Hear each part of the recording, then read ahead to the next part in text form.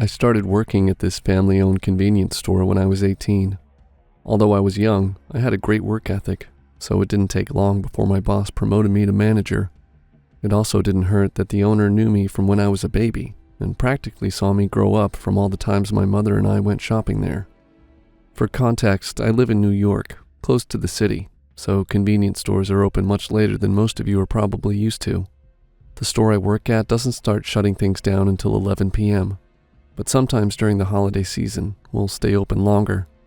On the day my story takes place, I was working the night shift since one of my workers had gotten the flu, and we were, of course, short-staffed.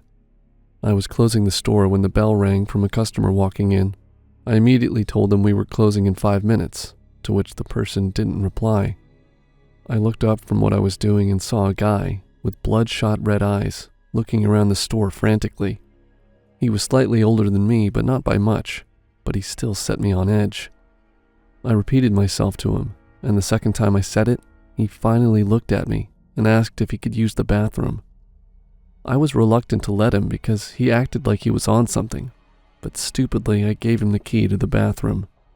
He hurried in the direction of the restroom, like he knew it by heart, and, surprising me, the guy came out less than a minute later.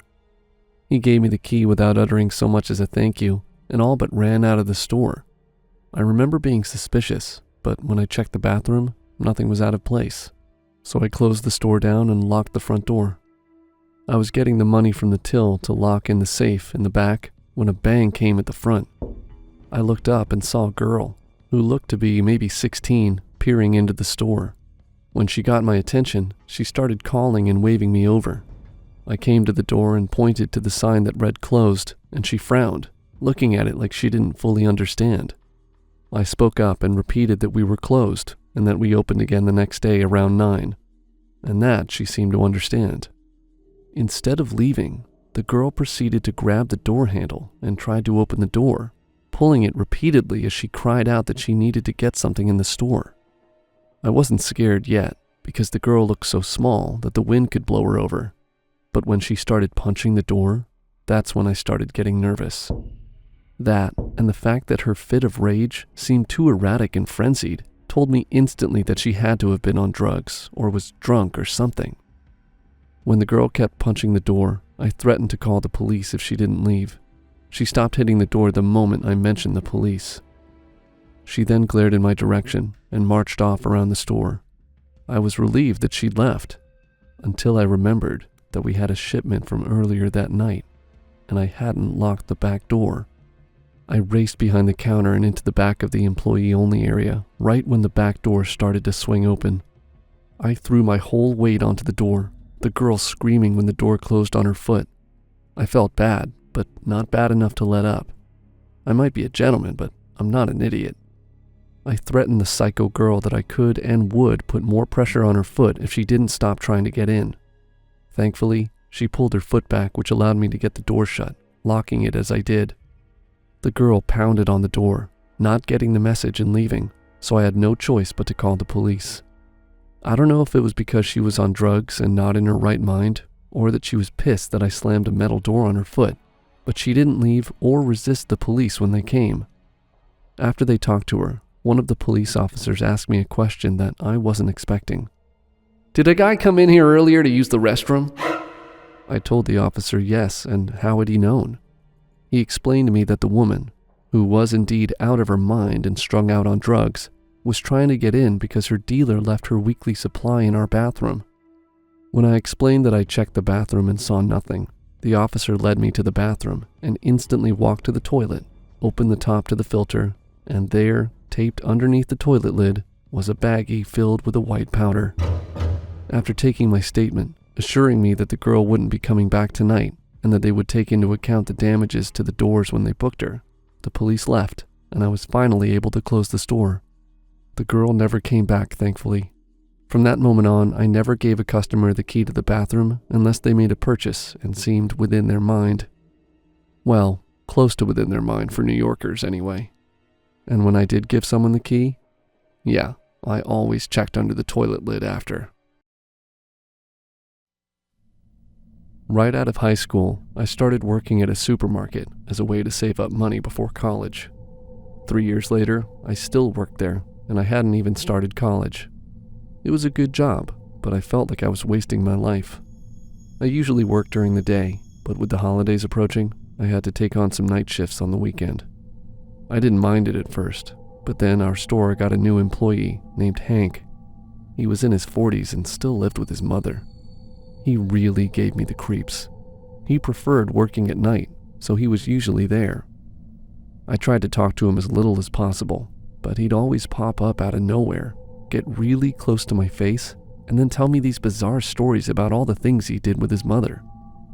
One night, he surprised me so badly that I accidentally knocked over a crate full of eggs.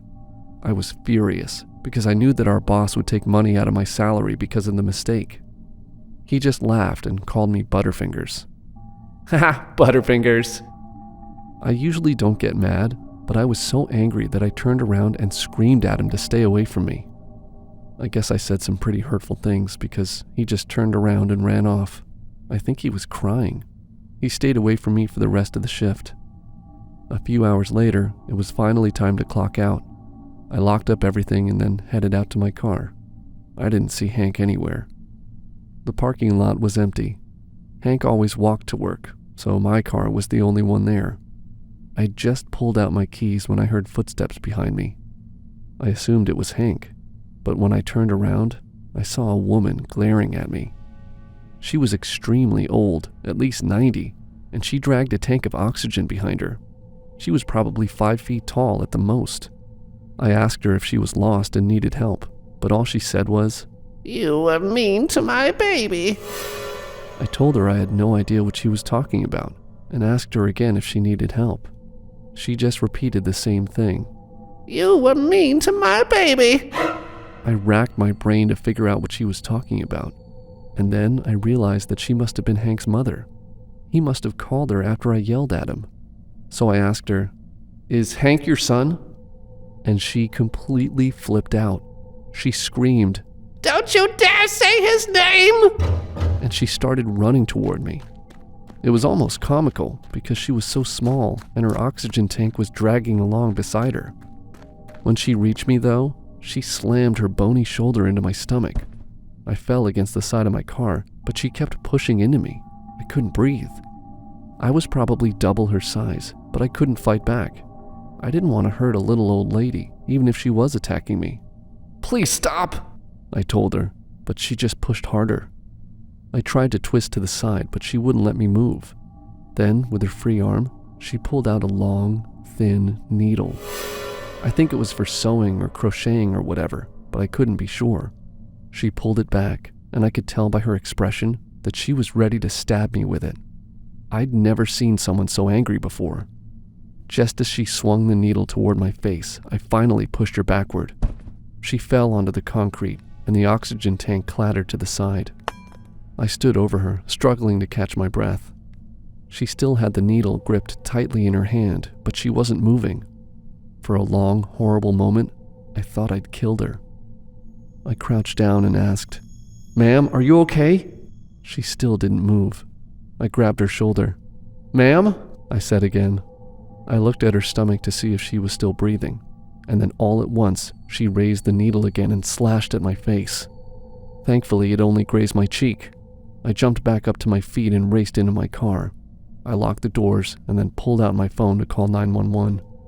Through my window, I watched as the old woman got back to her feet, as if nothing had happened. She pulled her oxygen tank upright and then turned around and walked away without even looking at me. When I heard the police dispatch in my ear, I was too shocked to say anything. Eventually, I told the man, "I'm sorry, I shouldn't have called you." Then I hung up without reporting anything. I quit my job the next day and enrolled in the community college. I never saw Hank again, and I never told anyone about what happened that night. It's pretty tough to be a motel owner. When someone doesn't turn in, I usually have to cover myself, and this was one of those nights. I'm sure that compared to the average motel, we get more weird and creepy people passing through. That's not to say that our place off the highway is particularly shoddy or anything. It tends to be the clientele that bring the drama. The drama began to peak around November of last year. and there's one incident that still chills me to my core to think about. I remember the night clearly. A man out of character for the setting had wandered in, adorned in a neatly ironed business top tucked into his pants that wrapped around the ankles of his shiny shoes. He was ghostly pale too, a rarity among the demographic of the clientele I usually saw around. He was coupled with a dark-skinned woman that wrapped her arm around his waist like a big belt.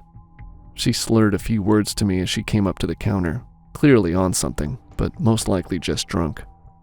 Whatever she said sounded like, "Towel, please." I affirmed to her that although our motel provided a face towel and a kit of conditioner and shampoo, there were no towels offered. She made an animalistic noise in protest. The man paid for his room soon after that, and they disappeared into the night. Come 8 o'clock, and the weird occurrences had already begun to trickle in. Neighbors had begun to complain about strange noises coming from room 12B, the one that I had leased to the couple just earlier, and that the sounds were showing no sign of stopping. I rang the direct line to the room, and unfortunately, no one picked up. That meant I had to abandon my Minesweeper game, put on my shoes, and exert some actual physical activity for once, and I hated it. I was almost dragging my feet over to 12B. I felt like a teenager waking up for school. And that's when it caught me in my tracks. A blood-curdling scream from the woman that could have shattered a few eardrums if listened to up close. When I heard that, I knew something terrible was going on. I had two options: to launch my phone to dial the police, or keep pushing closer to their motel room and stop the man in his tracks. I chose the latter. I sprinted up the front stairs of the motel and charged to the door of 12B. I heard a distant scream, so I shouted I was coming in and used my master key to override the lock. Nothingness. There was no one there. No sign of the man or the woman. The window was slightly ajar, and so I decided to call the cops. As I looked around the room, I noticed a few blood droplets on the pillows and bedding. Nothing overly concerning, but blood nonetheless. I also noticed the bathroom mirror had been broken. I never did find out what happened, and I often wonder if the woman's okay. In the weeks and months leading up to that strange incident, there had been multiple women reported missing from the area. It was assumed they had been abducted by a man. I can't stop myself thinking about if that was the suspect right in front of me, leading a night worker into my motel to commit the unthinkable. Even worse, it occurred to me, what if the woman wasn't asking for a towel, but was asking for help, and I was her last ray of hope?